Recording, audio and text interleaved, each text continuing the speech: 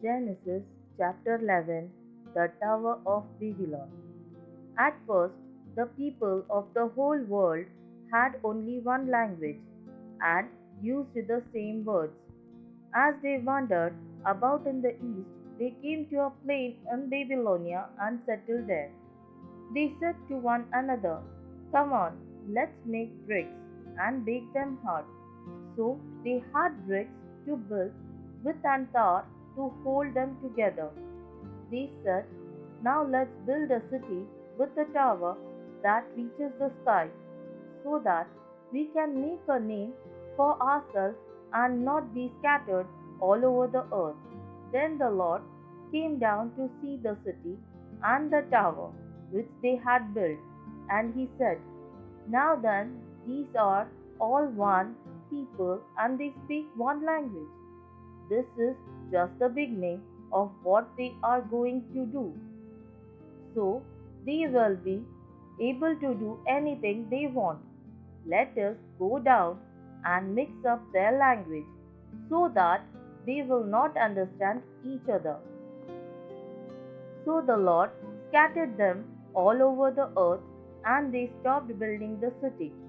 The city was called Babylon, because there the Lord mixed up the language of all the people, and from there he scattered them all over the earth.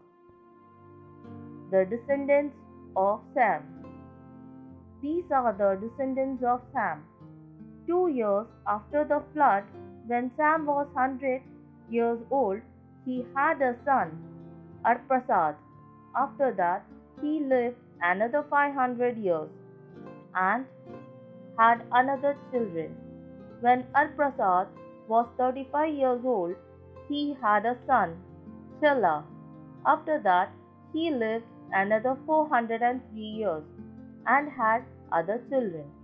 When Shelah was 30 years old, he had a son, Eber. After that, he lived another 403 years and had other children. When Eber was 34 years old, he had a son, Peleg. After that, he lived another 430 years and had other children.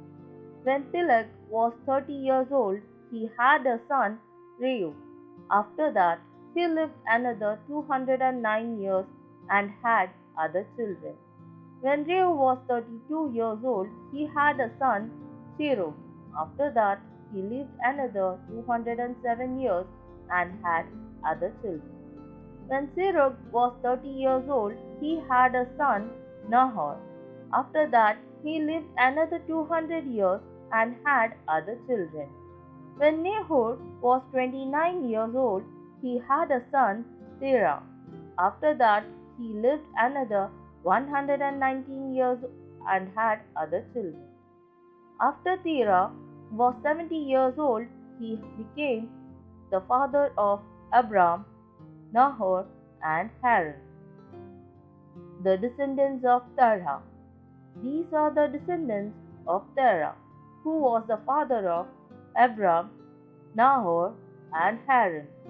Haran was the father of Lot, and Haran died in his town of Ur in Babylonia, while his father was still living.